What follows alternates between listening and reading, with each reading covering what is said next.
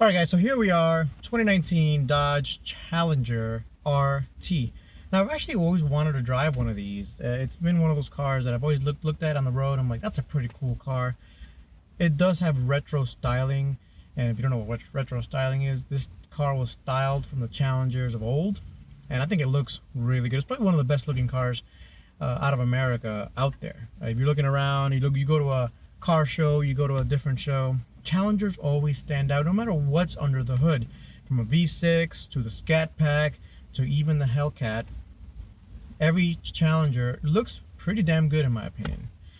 So I think the best part of the Challenger is, of course, the front. The front looks so aggressive. It's super aggressive front.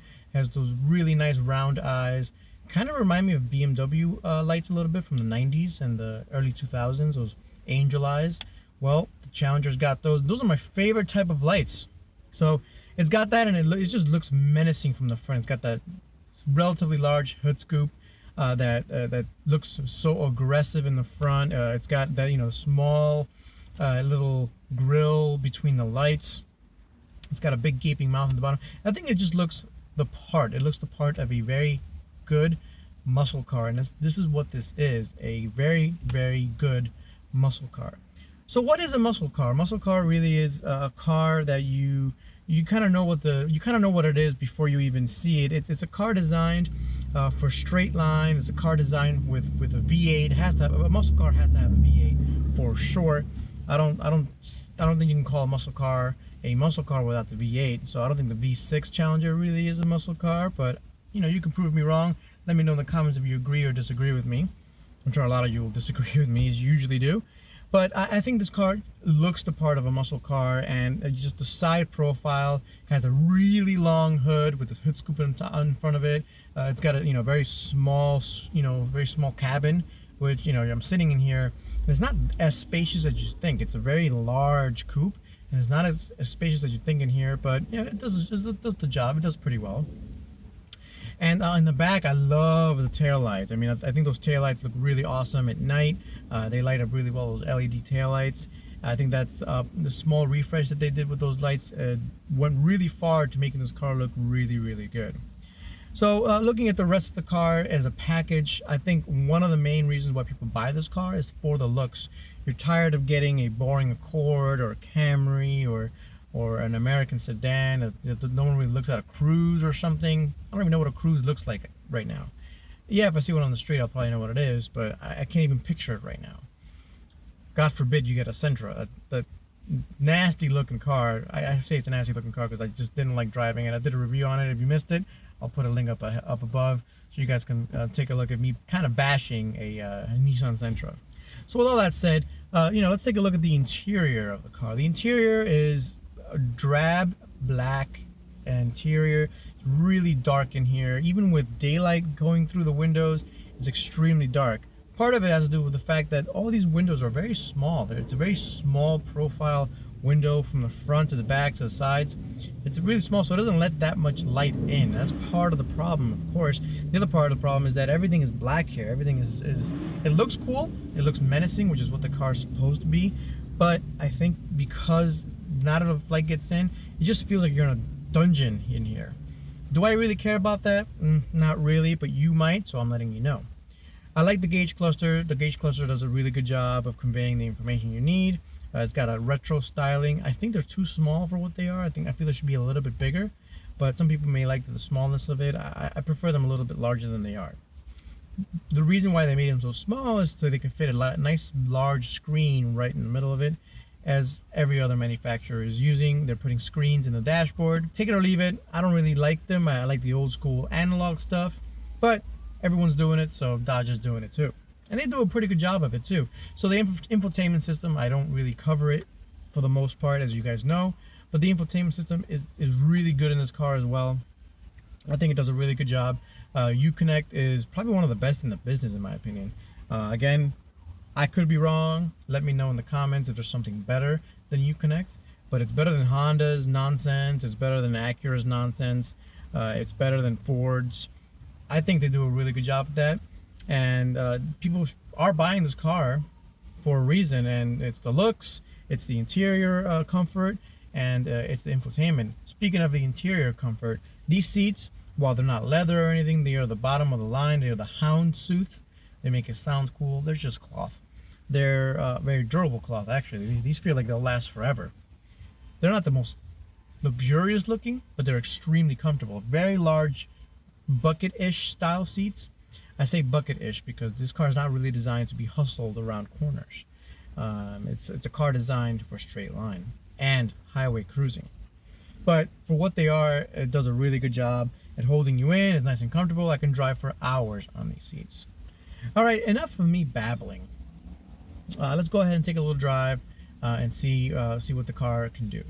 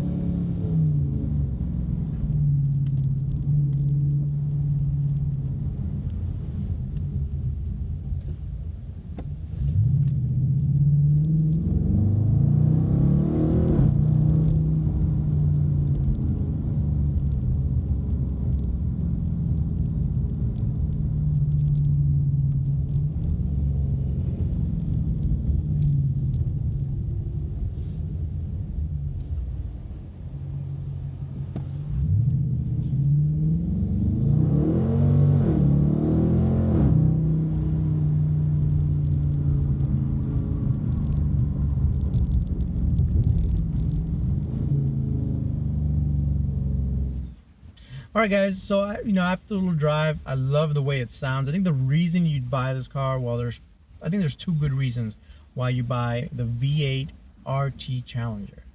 The first reason is for the looks. If you're looking for one of the better looking American sedans or coupes out there, the Dodge Charger and the Dodge Challenger are probably at the top. They just look really, really good, especially the Challenger. The Challenger hasn't really changed in design in 10 or 12 years, and I actually like that. I think the car has aged well, and it will continue to age well as we go along. You see one of these on the road, they look menacing, they look properly menacing, and I really like that somebody's making a very interesting and menacing looking car instead of a bland jelly bean as every other car maker is making. The other reason, of course, is that beautiful V8 rumble. The Hemi V8 is an incredible sounding engine, especially with the exhaust that they put in this car. This is, like I said, the bottom of the line RT with the V8 engine. The 5.7 liter engine is 375 horsepower, 400 foot-pounds of torque with the 8-speed automatic. It does a really good job of making sure you have fun in your car. It returns around 20 miles to the gallon, so not terrible. The way I've been driving it, of course you're gonna get worse gas mileage. I can't keep my foot out of it. It sounds too good. While it's not gonna be the fastest car on the road, I can probably do a better quarter mile in the Type R than I can in this car. Probably. Don't quote me on that. It's not the fastest car on the road, but it feels fast enough. It's comfortable. It's got the right noises. It looks amazing, and I can totally see why over 100,000 of these cars were sold. If you include the Charger in that, 100,000 of these cars were sold. More than 100,000 of these cars were sold last year alone. So, what are some of the downfalls of this car? Well, it is a very large coupe, and so it's got its limitations with that. If you're looking for a lot of space in the front, you're gonna get it. You're not gonna have that much space in the back, and that's okay. If you're looking for an ultra rich and luxurious interior, again, you're not gonna find it here. I would recommend you take a look at the Chrysler 300 if you're looking at the FCA, or you go to the Genesis line. But for what it is, actually, it's a really comfortable car. It's got the leather where you need it, and the steering wheel and the shift knob. But it's not ultra luxurious, so it's not going to be the top of the line. It's not going to look the best. Its visibility really is lacking. You're in a pillbox here. You're kind of cramped down in here. Some people might like that.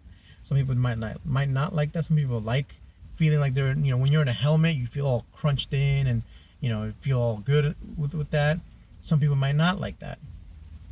I'm not really a big fan. I'm used to having a lot of, I'm used to being in bubbles. For example, the Civic Type R is just a big bubble. It's a hatchback, and it does really well for itself. What some other downfalls are, yeah, it's not going to get the best gas mileage, but you already know that. You got the V8, and you got it for a good reason. And the biggest downfall, I think this car's biggest by far downfall, is the fact that the Scat Pack exists. The Scat Pack, for a few $1,000s more, maybe $3,000 or $4,000 more, you get a 6.2 liter or 6.4 liter V8 with 400 and something horsepower. Well, I think it's 475 horsepower and 470 foot-pounds of torque, and that's 100 more horsepower than this car has. I've driven a Scat Pack. If you haven't seen the video, I'll put another link up above. I've driven a Scat Pack, and it's an awesome engine. It's an awesome car. It was a Charger at the time. It was a 2016, I believe, 2015 or 2016 Charger Scat Pack in blue. It was beautiful.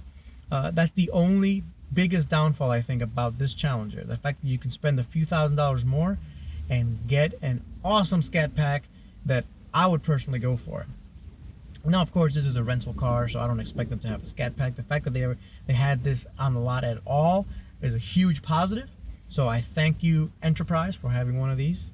It was pretty inexpensive to get, honestly. And I really enjoyed my time with it. If I had to do it all over again, would I pick this over a V8 Mustang or a V8 Camaro? I would pick the V8 Mustang over the Challenger if I'm going to be having fun on the roads. If, however, I want to be long distance cruising, this car would be the one I'd pick.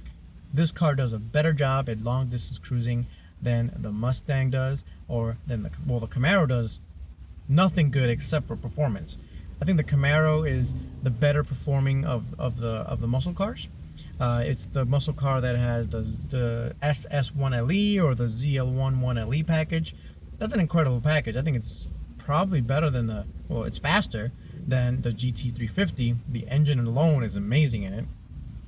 But if it were my dollars, I'd get a GT350. But if it was my dollars and I needed a long distance cruiser or a daily commuter, I'd look long and hard at the Charger Challenger twins. The Challenger specifically is really cool. It oozes cool. It's probably the coolest car you can get for under $50,000. There, I said it. Alright guys, thanks for watching. As usual, if you liked the video, hit that like button. If you haven't yet, please go ahead and subscribe, and I'll catch you guys next time. Peace out.